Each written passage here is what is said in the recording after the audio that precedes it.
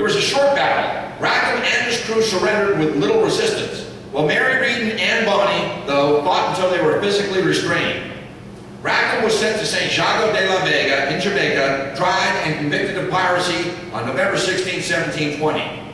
Calico Jack and 11 of his crewmates were hung until dead over the course of 2 days, November 19th and 20th, 1720. And Mary Reed escaped the death penalty by declaring that they were pregnant. Mary died of fever while in jail in 1721. Anne's final words to Jack were, "I'm sorry to see you here, but if you had fought like a man, you needn't act like a dog."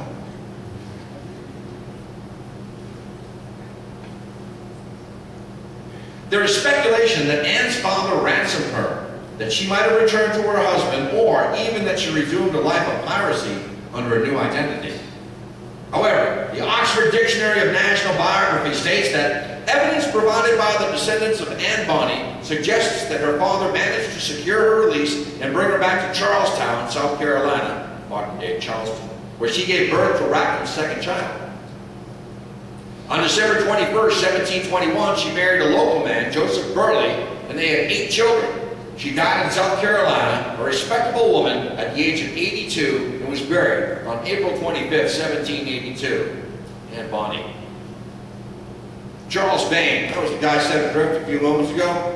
He's from England, active for 4 years between 1716 and 1720. Well, Charles preyed on French and English shipping using his ship, the Ranger. He established a notorious base at New Providence in the Bahamas after the British abandoned the colony in 1713. And he showed scant respect for the pirate code, cheating his own crews out of their fair share of plunder. And he enjoyed a week-long celebration at Ocracoke, or Opequock Island in North Carolina, with Blackbeard and his crew. Well, with Blackbeard, just a second. His crew voted him out of his captaincy for cowardice after failing to engage a larger French warship. He was replaced by his quartermaster, Calico Jack Rackham. His ship was wrecked in a storm in February 1719, and he and one other survivor were washed up on an uninhabited island in the Bay of Honduras. A ship eventually arrived months later, but Vane was recognized, and both men were clapped in irons and taken to Port Royal, Jamaica, and they are tried and hung. Stede Bonnet, Stede Bonnet. From England, 1717 to 1718, again, during the golden age of piracy, short career. He was known as the gentleman pirate because he was a moderately wealthy landowner born into a wealthy family before turning to a life of crime. His base of operation was the Atlantic and the Caribbean, and his ship was the Revenge, which he renamed the Royal James. Well, after arriving in Nassau, Bonnet met the infamous pirate Blackbeard. Incapable of leading his crew, Bonnet temporarily ceded his ship's command to Blackbeard. Before separating in December 1717, Blackbeard and Bonnet plundered and captured merchant ships along the East Coast. He lost the Battle of Cape Fear River in South Carolina, was caught and was hanged in Charleston, South Carolina on December 10, 1718. A brief career. He wasn't that good. Like Bart from Wales, 1719 to 1722. A lot of these guys show up in that decade that we mentioned, 1715 to 1725, the golden age of piracy. Well, his base of operations was off the coast of the Americas and West Africa. This guy attacked 456 ships. His commands were the Ranger, the Little Ranger, and the Royal Fortune. Off the Brazilian coast, he encountered a fleet of 42 Portuguese ships waiting for 2 men of war of 70 guns each to escort them to Lisbon. So Roberts took one of the vessels and ordered her master to point out the richest ship in the fleet. Black Bart's flags. He pointed out a ship of 40 guns and a crew of 170, which Roberts and his men boarded and captured. The ship proved to contain 40,000 gold moidores and jewelry, including a cross set with diamonds designed for the King of Portugal. The Fortune went to Newfoundland. After capturing several ships, Roberts raided the harbor of Trepassey, sailing in with black flags flying. All the ships in the harbor were abandoned by their panic-stricken crews. Roberts had captured 22 ships, but was angered by the cowardice of the captains who had fled their ships. Every morning, when a gun was fired, the captains were forced to attend to Roberts on board his ship, and they were told that anyone who was absent would have the ship burned. He was an intimidator. Ned Lowe, also from England, 1721 to 1724. He was known for his vicious tortures. His methods were described by the New York Times as having done credit to the ingenuity of the Spanish Inquisition in its darkest days. He moved to Boston, Massachusetts as a young man. His wife died in childbirth in late 1719. So in 1721, he became a pirate, operating off the coasts of New England, the Azores, and in the Caribbean. He became a pirate after being told by the captain that he would have to wait before he ate. He was forced to leave the ship. He commandeered his first vessel off of the coast of Rhode Island.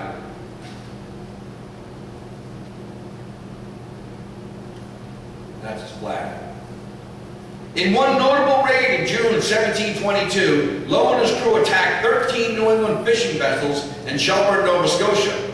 Although outnumbered, Lowe hoisted his flag and declared that no mercy would be given to the fishermen if any resisted. The fleet submitted, and Lowe's men robbed every vessel. Lowe's own men described him as a maniac and a brute. Lowe captured a Portuguese ship known as the Nostra Senhora de Victoria on January 25, 1723. The captain threw a bag containing 11,000 gold moidores, worth at the time about 50,000 pounds, into the sea rather than see it captured. Lowe then slashed off the Portuguese captain's lips with a cutlass, broiled them, and forced the victim to eat them while still hot. Yum. He also once burned a French cook alive, saying he was a greasy fellow who would fry well. He once killed 53 Spanish captives with his cutlass. Some say he lived his days out in Brazil, but others insist that he was lost in a storm. William Fly from England, active only 1 year, 1747. He was a boatswain aboard a slave ship, and William Fly led a mutiny, killed the captain, and renamed the ship Vane's Revenge and became a pirate chief. He was known for his cursing rages and inhuman brutality. Fly often whipped his captives for up to 100 lashes. He pirated many vessels along the New England coast, and he was finally captured off the coast of Newburyport, Massachusetts, brought into Boston for execution. He went to his execution with a nosegay in his hand and reproached the hangman for not knowing his craft, as Fly fixed the noose around his neck with his own 2 hands. Fly was gibbeted at Nix's Bay Island in Boston Harbor. His pirate career had lasted only 1 month. So William Fly's head in Boston Harbor is hung on this mooring here known as Nix's Mate. And that's quite a, if you ever get to Boston, take a tour of the Boston Harbor Islands and take a cruise. You go out to see Nix's Mate. A lot going on up there. A lot of history. John Lafitte from France, active 1805 to 1826. Place of operation, Bartholomew Bay, which is southeastern Louisiana, Jefferson and Plaquemines Parish. He claimed to command more than 3,000 men and provided them as troops for the Battle of New Orleans in 1815, greatly assisting Andrew Jackson in repulsing the British attack. In the early 19th century, a price of $500 was placed on Jean Lafitte's head by the Louisiana governor William C.C. Claiborne. In response, Jean Lafitte put a $5,000 bounty on the governor's head. He allegedly sold slaves to Jim Bowie, who fought in the Alamo. Oak Island. It's 140 acres of land off the southeast coast of Nova Scotia. This is the original money pit. There have been numerous excavations. Some say it's just a natural sinkhole.